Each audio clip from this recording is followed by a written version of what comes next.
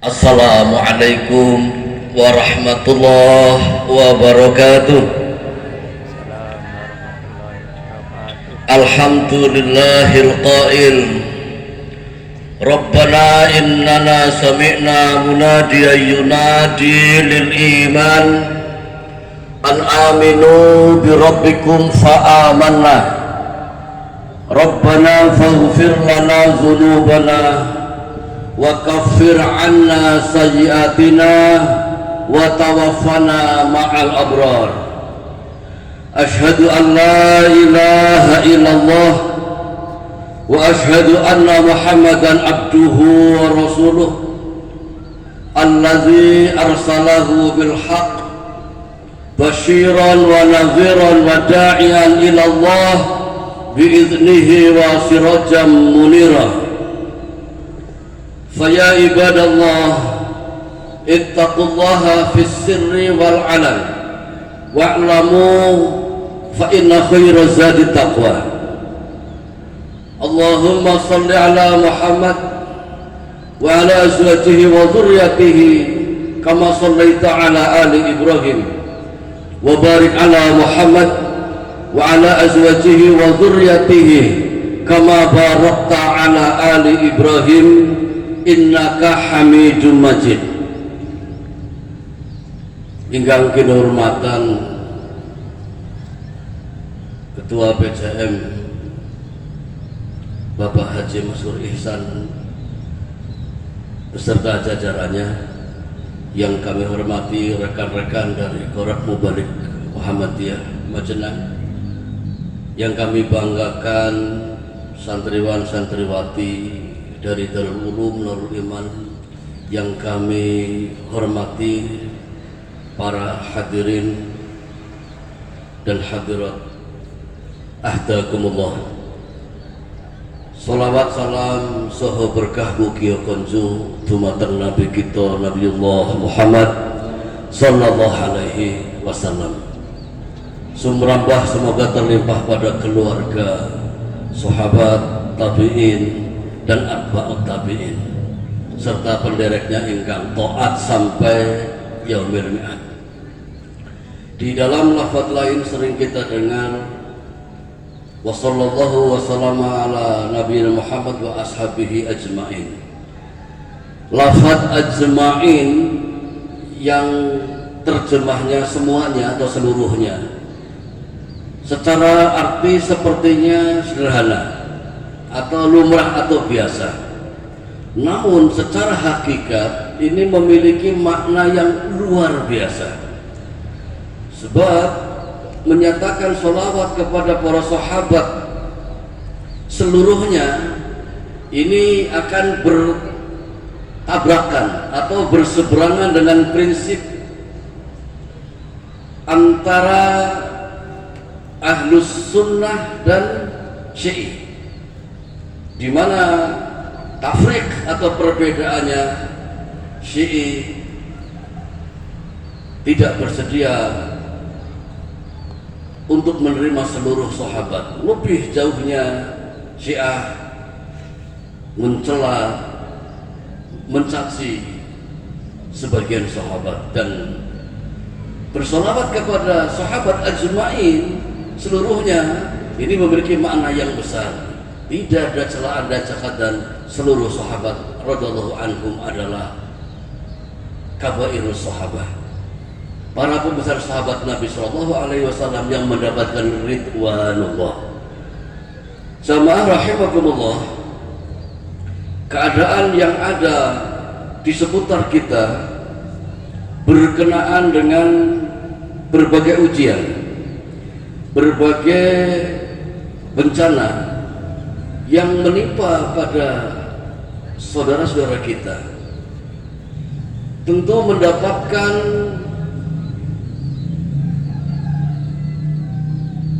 sambutan, mendapatkan respek yang tidak sama. Semua respon orang tidak sama. Ada yang biasa, ada yang sedang, ada yang luar biasa. Demikian pula mensikapi kejadiannya.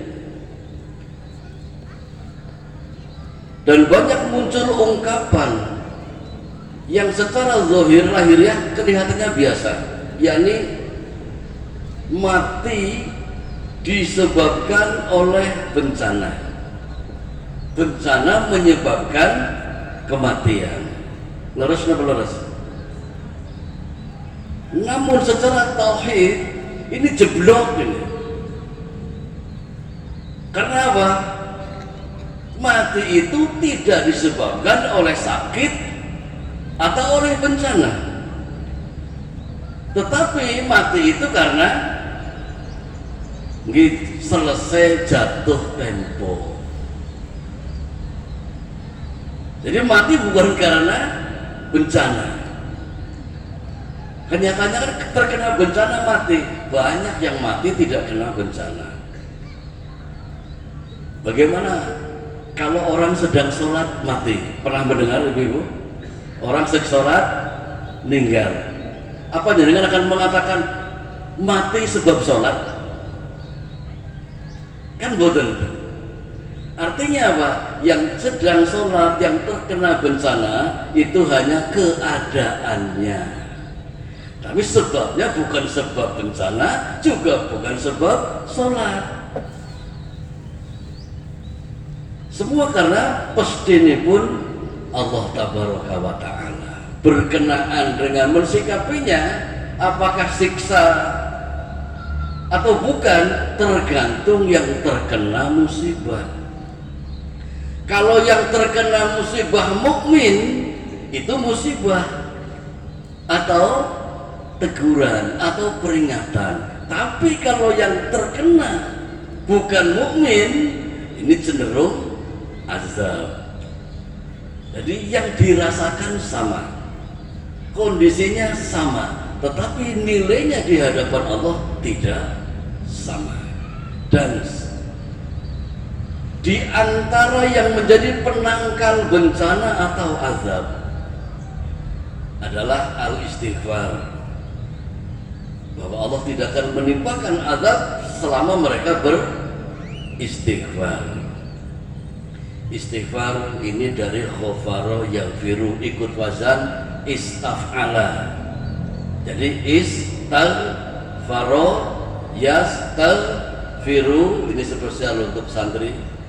Jadi ingat-ingat istaf'ala yastaf'ilu, istif'alan, mustaf'ilun, mustaf'alun, istaf'il, la tastaf'il, mustaf'alun, mustaf'alun.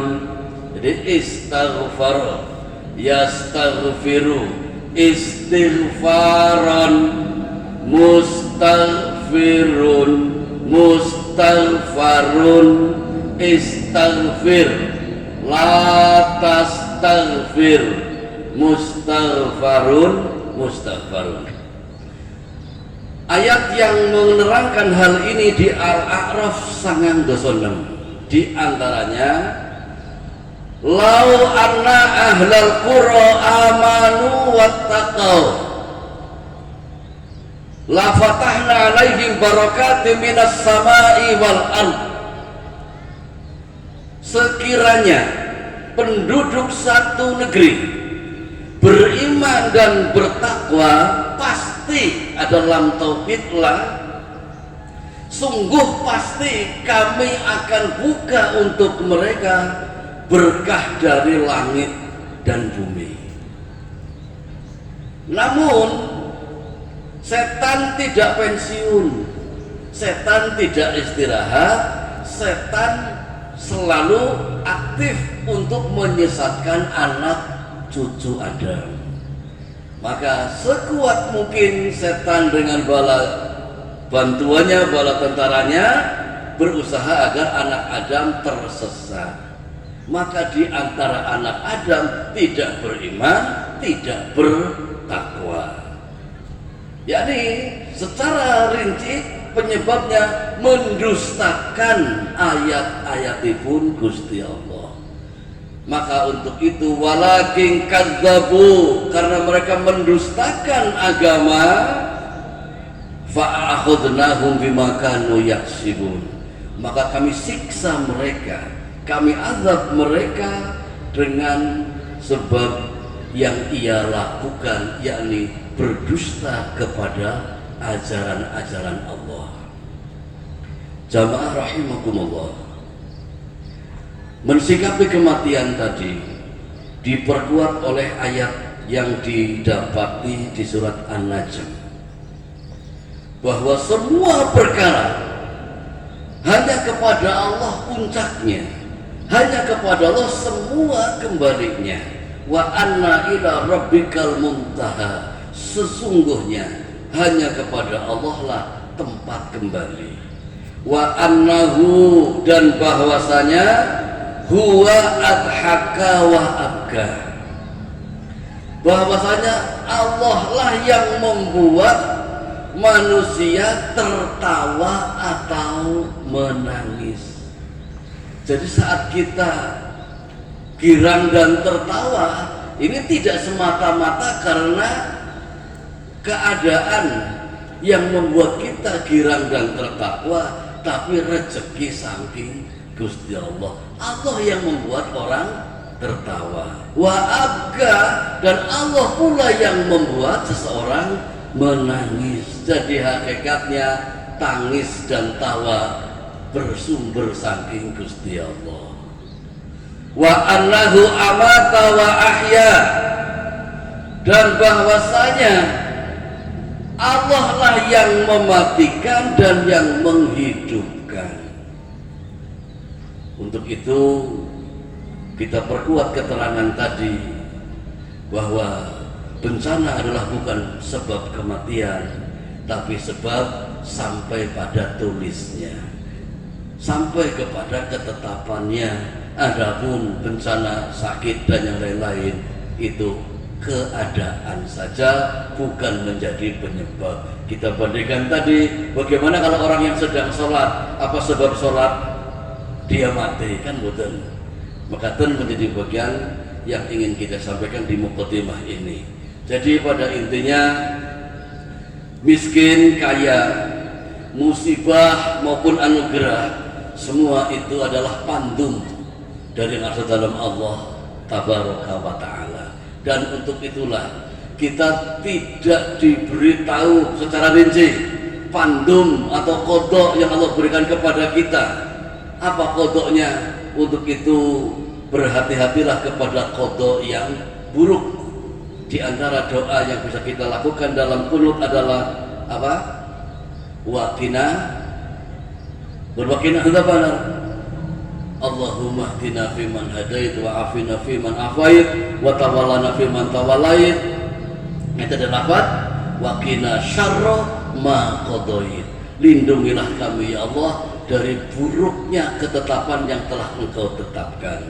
Dan Aisyah radhiyallahu anha terkait dengan al-jawami ad-du'aun Nabi, kumpulan doa-doa Nabi dalam silsilah hadis sahih, Rasulullah mengajarkan kepada kita, sekelas Kanjeng Nabi kemawon masih minta agar Allah menetapkan kodok yang baik dan menjauhkan darinya kodok yang buruk. Ini Kanjeng Nabi, sosok yang sudah dijamin mendapatkan ampunan.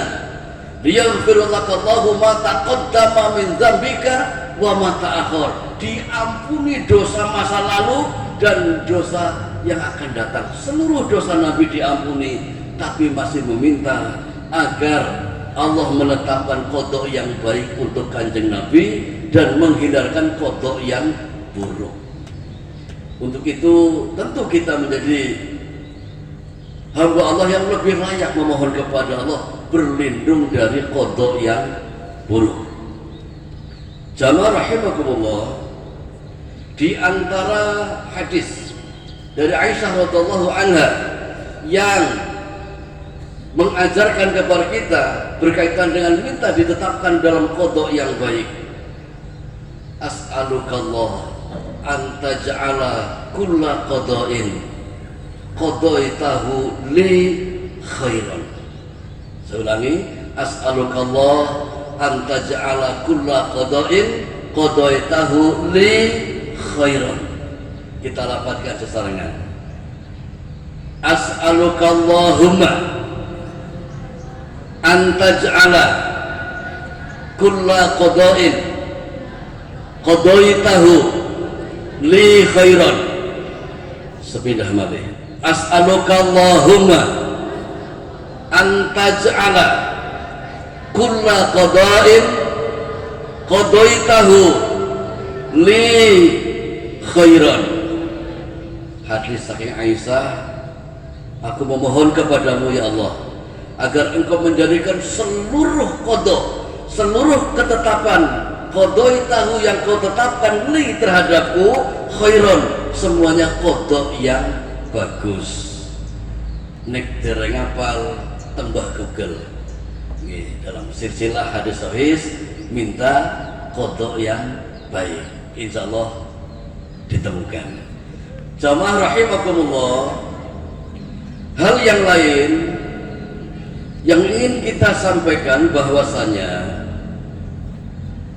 semua makhluk hidup ini memiliki kiprah, nopo malih yang sehat, yang normal, yang sakit, bahkan nyuwun sewu wong gembrung aja punya kiprah, bukan turu mawon. Lalu yang dilakukan oleh manusia, kawit pitik mulai kluruk itu sampai malam hari, yang dagang tempeseken, yang pegawai ke kantor, yang kuli ke tempat kerja, yang santri ke ma'had, ke pesantren, lalu yang petani ke ladang, dan yang lain-lain, semua punya kiprah, semua punya kegiatan. Pertanyaannya, dari bangun tidur sampai tidur yang dilakukan oleh jenengan niku tujuannya nopo? Halo? Yang dagang makan peteng balik peteng, tujuannya nopo? Yang kerja pun begitu. Apa tujuannya? Nopo nggih? Ngibadah nek susah tuh pripun?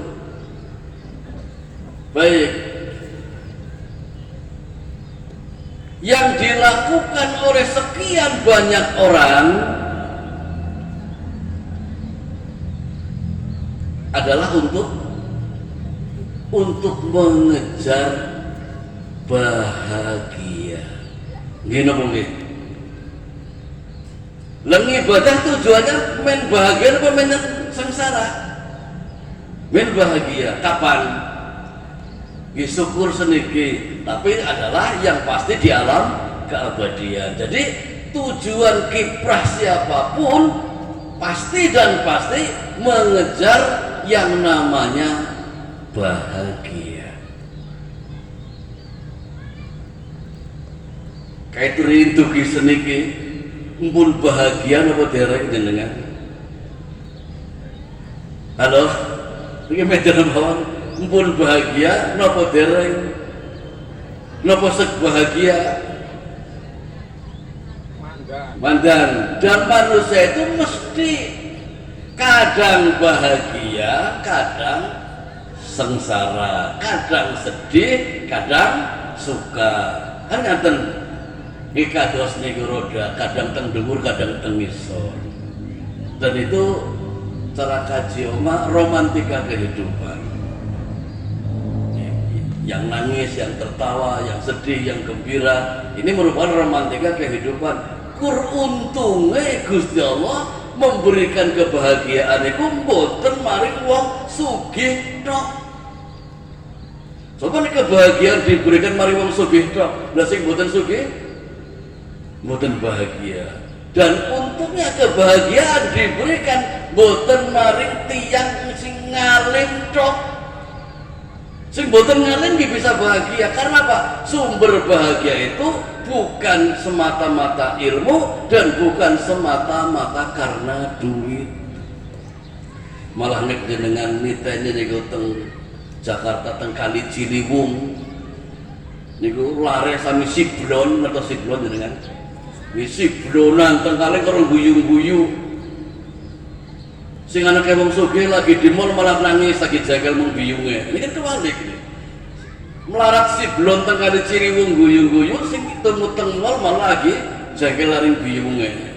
Karena apa? Bahagia tidak karena harta.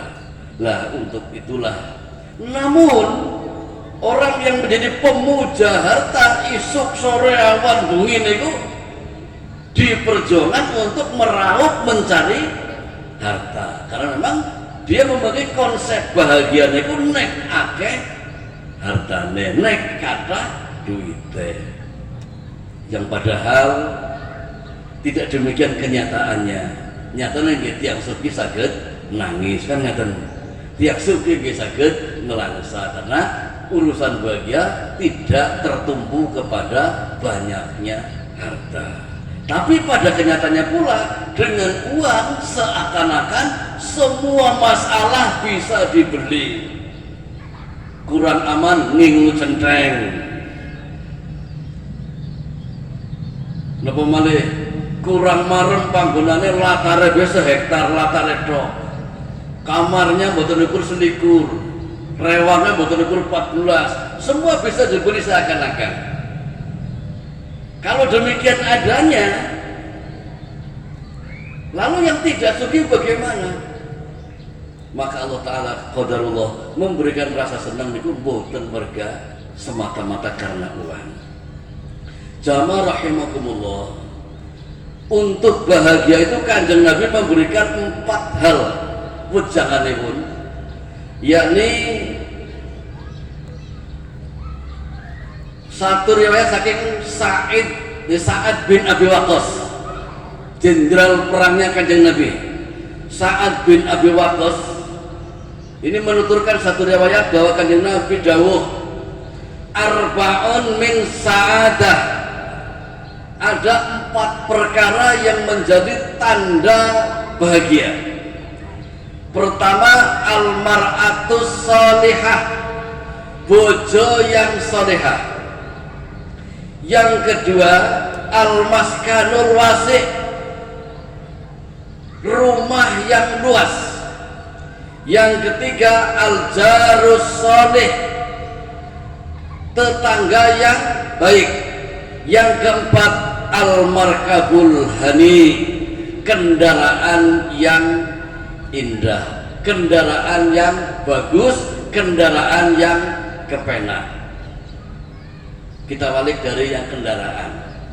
Nek dengan punya kepentingan ke Teluk Penyu umpama, nek numpak pedati dari sapi, kalau dengan naik Alphard niku kepenak pundi? Ya tentu kepenak Alphard. Nggon sing mandal bolong ora pati krasa, ora mambutai sapi dan sebagainya. Ini menjadi ukuran dari Kanjeng Nabi bahwa kendaraan yang bagus itu bagian dari unsur yang dapat membahagiakan, meski bukan satu-satunya. Yang berikutnya al-jarus sholih, tetangga yang baik. Ini menjadi salah satu penopang kebahagiaan. Nek jenengan duwe tangga nyengiti, super nyengiti, pokoknya sepolah-polah itu anu kan nyengiti, cara bahasa wong Jawa niku nyunitai, nyunitai pokoknya. Senengnya nopo mitnah, senengnya adu-adu dan sebagainya. Ini kalau punya tangga demikian tentu tidak nyaman. Tapi kalau punya tangga seorang mukmin besar kemungkinannya bahagia.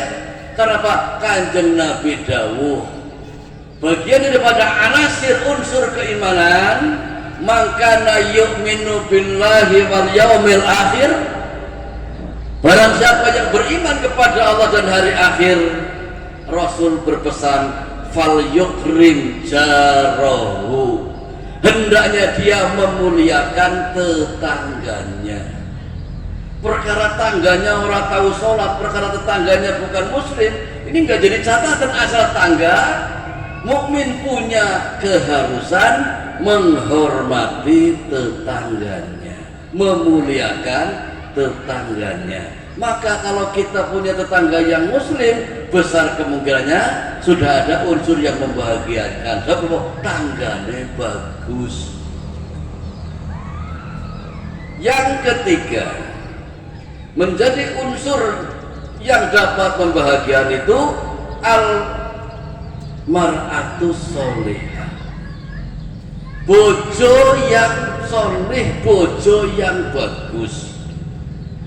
Kalau jenengan seorang istri, maka butuh suami yang bagus, suami yang mengedepankan kebaikan dan kebenaran.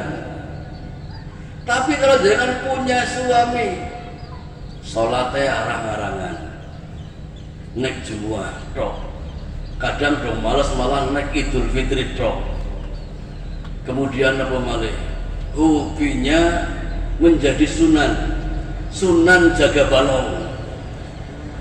Iya, bukan sunan kali jaga tapi sunan balong jaga nih balong. Apa maning awan bengi beti jaga nih dur, nggak tahu mau masalah di keluarga mamanya. Oh ya, jenengan sebagai istri med-medan. Ya perkara suami pergi niku mboten napa-napa. Sepenting lungane ninggali duit gitu. Suami pergi 3 hari nggak apa-apa, yang penting perginya ninggali duit. Suami mau punya kegiatan mingguan bulan mboten apa, sing penting perginya ninggali duit sekitar sekian utawa transfer nek pun mangka niku Pak banter lho jawab, sing penting ninggali duit. Namun istri yang solehah niku mboten mata duitan gitu.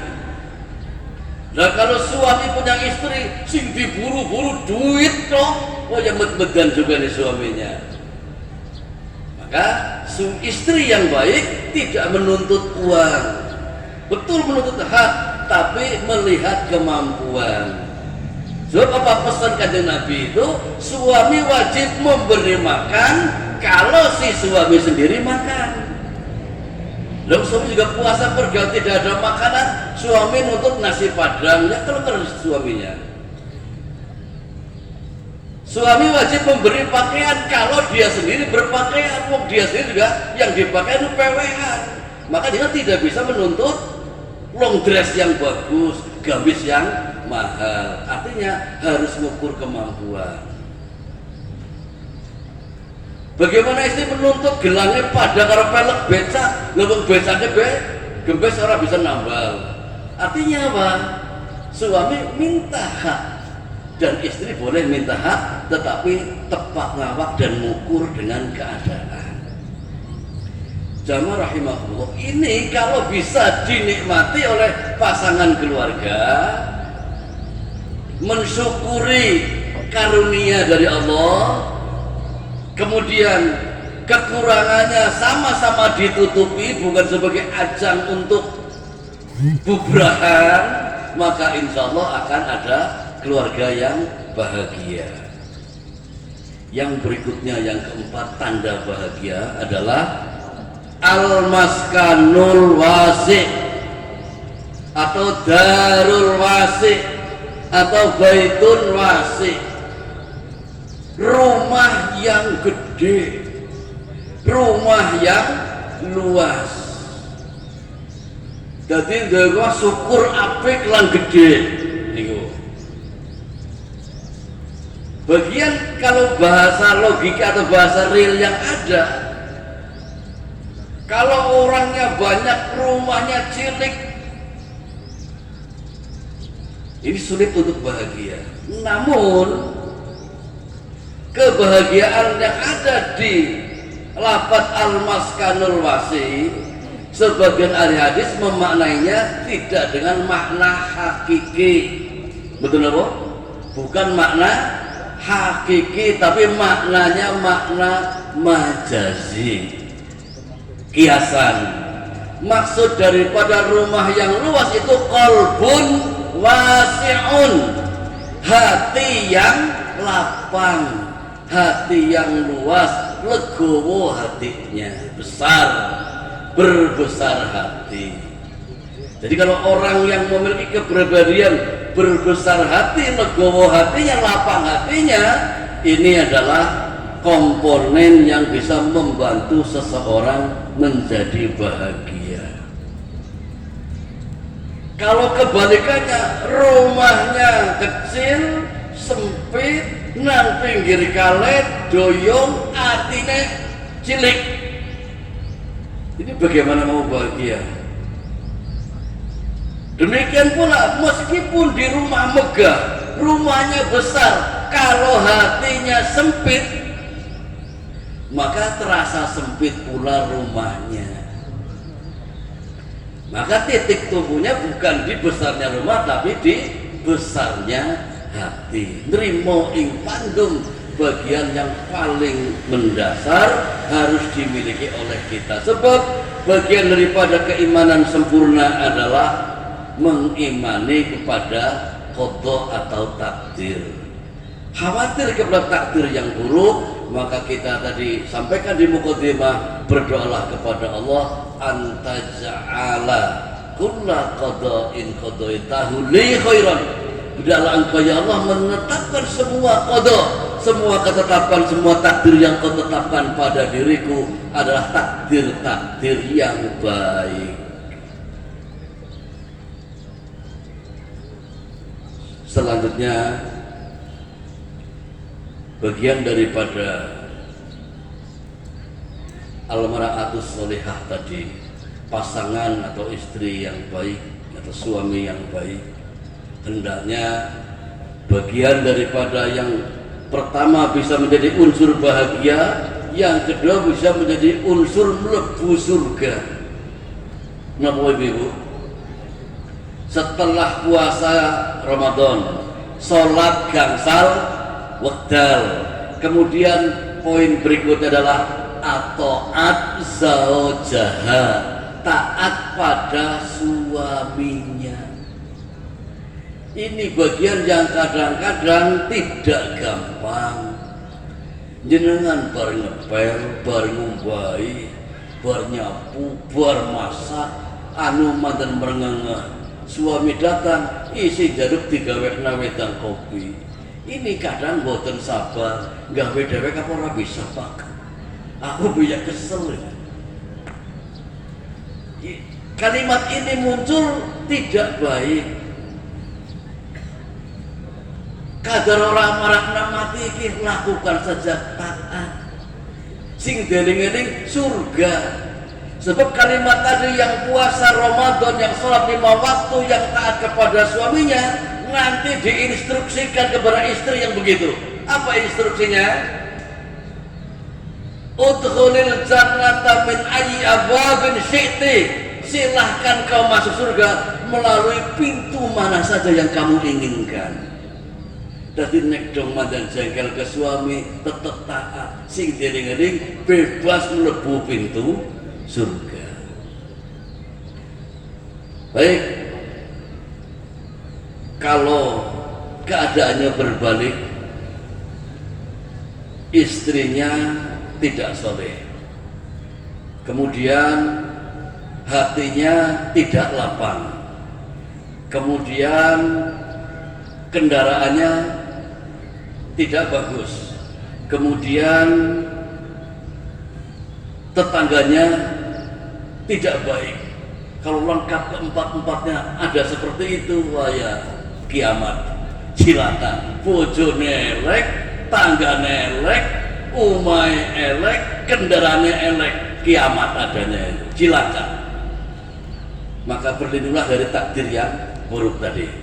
Dan menjadi komponen bahagia yang lain ada 4 hal juga, yakni pertama ramah, yang kedua ceria, yang ketiga welas asih, yang keempat syukur. Kalau keempat ini juga lekat, ini meningkatkan grafik kebahagiaan. Orangnya ramah, ceria, welas asih, syukur. Tidak kasar, ramah orangnya. Jur ceria boten, bersengut boten, kawas tutut, tutut dengan. Kayak keong kan buntutnya monyong nih. terus ceria, terus tidak zalim orangnya welas asih, terus tidak kufur. Kalau ramah, ceria, welas asih dan syukur melekat pada kita, insya Allah grafik bahagianya akan naik. Jamaah rahimakumullah, bagian daripada perkara yang bisa meningkatkan kebahagiaan yang tidak hanya di dunia, kan bedanya tiang mukmin itu tujuan bahagianya teng dunia lan teng akhirat, bukan teng mriki tok. Kalau orang-orang kafir surganya memang teng mriki, dadi napa mawon angsal, tidak ada larangan asal kepengin saged angsal. Tapi untuk seorang mukmin dibatasi, bahwa modal utama daripada kebahagiaan ini pertama mengimani kenabian, sebagaimana ayat dalam muqaddimah yang kami sampaikan tadi, Rabbana innana sami'na munadiyan yunadi lil iman. Duh Gusti Allah, kami mendengar seruan orang yang menyeru mengajak kepada keimanan. Ini tentang tafsir Jalalain, tafsir fi Dhilalil Quran, tafsirul azim, dan kata tafsir ini sama, bahwa yang dimaksud adalah Muhammad sallallahu alaihi wasallam. Kami mendengar ajakan daripada Nabi. Apa ajakannya? Al-aminu bi rabbikum. Berimanlah kamu sekalian terhadap Allah. Fa'amanna. Maka kami beriman. Alhamdulillah kita boten pinanggih kali Kanjeng Nabi, boten pinanggih kali para sahabat, boten pinanggih kali tabi'in, boten pinanggih kali 4 imam mazhab, tetapi qadarullah kita mengimani terhadap Muhammad wal Quran. Ini rezeki yang paling super, rezeki yang paling besar. Tidak ada rezeki yang lebih besar, tidak ada keutamaan yang lebih agung daripada memiliki hati yang iman kepada Muhammad wal Quran. Jamaah rahimakumullah, namun sebagaimana watak manusia, ya jengkelan, ya kesusu, ya apa malih, manusia kan tergesa-gesa sifatnya, manusia itu zalim, manusia itu marah dan sebagainya. Maka kepenginnya kita itu dosa dilakoni tapi di ngapura. Napa jangan boten mengatakan nggih kan? Dosa terlaksana artinya pengennya di ngapura. Nggih napa nggih? Nah, itu pun Allah menyatakan na'am. Nggih. Keinginan salah yang pernah dilakukan minta diampuni, Allah menjawab ya dalam tafsir.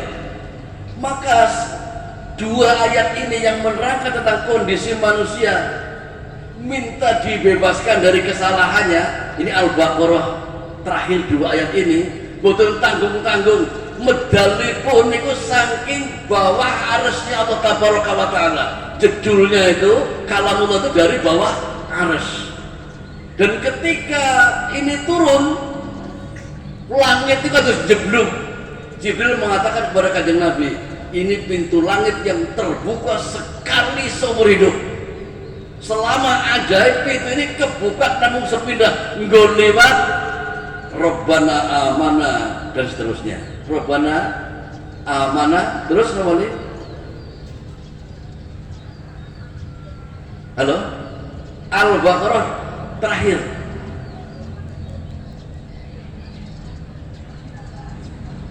Ada keingetan? Al-Baqarah kedua yang terakhir itu. Yeah. Kan dua ayat. Inti daripada kita minta agar tidak disiksa, pertama menungso niku bubuh duweni beban berat. Pengennya enteng, enak kepenak. Ini manusiawi. Maka dalam doa di sana diajarkan oleh Allah melalui Kanjeng Nabi napa? Rabbana la tahmil alaina. Duh Gusti Allah, jangan kau pikulkan kepada kami isrong, beban berat seperti yang telah kau pikulkan kepada umat-umat sebelumnya. Masih dipertegas, Rabbana wala tuhammilna ma la taqata lana bih. Duh Gusti Allah, jangan kau bebankan kepada kami yang kami tidak sanggup memikul bebannya. Dan itu disanggupi oleh Allah Ta'ala. Iya. Jadi aslinya tidak ada manusia yang memperoleh ujian di luar kesanggupannya.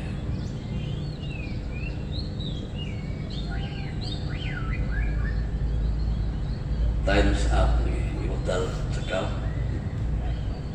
Maka bagian akhir daripada pesan kami terkait dengan unsur bahagia yang lainnya adalah kemampanan hati yang mencakup rasa marah. Manakala mampu mengendalikannya, maka ini menjadi bagian yang menjadi celengan. Nek teng mriki ngempet rasa jengkel niku mboten bahagia. Napa yen bahagia dari ngempet rasa jengkel? Jengkel diempet niku bahagia napa? Napa mboten jenengan? Mboten. Tapi mampu ngempet bahagia ini menjadi celengan bahagia tengah akhirat. Karena apa?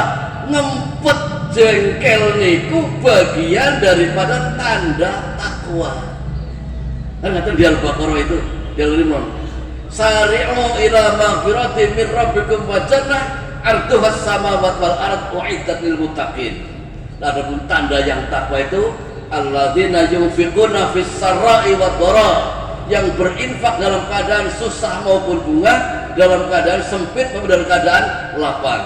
Yang berikutnya wal kadhiminal ghair, orang-orang yang menahan rasa jengkel, menahan rasa marah. Ini menjadi kriteria takwa yang akan meraih surganya Allah yang seluas langit bumi. Maka bagian daripada unsur bahagia tapi nggih celengan boten kita mriki adalah ngempet rasa jengkel. Lebih jauhnya dari itu diperkuat di penghujung ayat wal afina aninas, orang-orang yang memaafkan orang lain, yang menjadi sebab teng mriki sedikit temannya, yang menjadi sebab teng mriki mboten kathah kancane niku napa?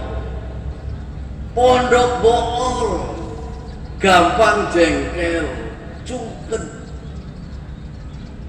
Maka Al-Quran mengajarkan agar mukmin yang takwa itu memiliki amalan ngempet rasa jengkel, mudah untuk memberi maaf kepada yang lain. Kalau gampang jengkel, tidak mudah memberi maaf yang lain, entah yang langkah kalangan dulur, nopo malih tangga, nopo malih wong liya, dulur boten akur jamin. Karena apa? Senenge aduk-adukan mawa karep sorangan, emosi jengkelan modele. Untuk itulah Quran memberikan bimbingan kepada kita bersama. Pelengkap konsep bahagia adalah bagaimana mudah memaafkan orang yang salah dan bagaimana tidak mengumbar emosi meskipun dalam kondisi benar. Semoga yang singkat ini manfaat. Besar harapan kita semoga Allah memaafkan semua kesalahan para leluhur kita, orang tua, anak cucu sibah buyut ingkang sampun sumare wonten ing alam kelanggengan dengan membawa keimanan. Semoga Allah Ta'ala merahmati, memberkahi kita bersama, berkah umurnya, berkah ilmunya, berkah usahanya. Dan besar harapan kita semoga Allah berkenan memasukkan kita bersama dalam Jannatul Firdaus lantaran rahmat lan karunia sehingga Allah Tabaraka wa Ta'ala. Bismillahirrahmanirrahim. Alhamdulillahirabbil alamin. Hamdan syakirin, hamdan na'imin, hamdan yuwafi ni'amahu wa yukafi'u masidah. Ya Rabbana lakal hamdu kama yanbaghi li jalali wajhika wa sultanik. Allahumma ighfir lana dzunubana wa kaffir 'anna sayyi'atina wa tawaffana ma'al abrar. Allahumma ighfir lil mu'minin wal mu'minat wal muslimin wal muslimat al ahya'i minhum wal amwat innaka sami'un qaribun mujibud da'awat ya qadhil hajat. Allahumma arinal haqqa haqqan warzuqna ittiba'ah wa arinal batila batila warzuqna ijtinabah. Allahumma sahhil umurana wa umur jama'atina wa umur ahlina ya hayyu ya qayyum birahmatika nastaghiitsu ya ilahana wa ilaha kulli syai' ya rabbana wa rabb kulli syai' anzil rahmah alaina anzil barakah alaina Allahumma barik hadzal majlis Allahumma taqabbal du'a innaka antas samiul alim wa tub alaina innaka antat tawwabur rahim wa sallallahu wa sallama ala nabiyyina Muhammadin nabiyil ummi wa ala alihi wa sahbihi wa barik wa sallim walhamdulillahi rabbil alamin. Hadani Allah wa iyyakum wa afu minkum. Wassalamualaikum warahmatullahi wabarakatuh. Waalaikumsalam warahmatullahi wabarakatuh.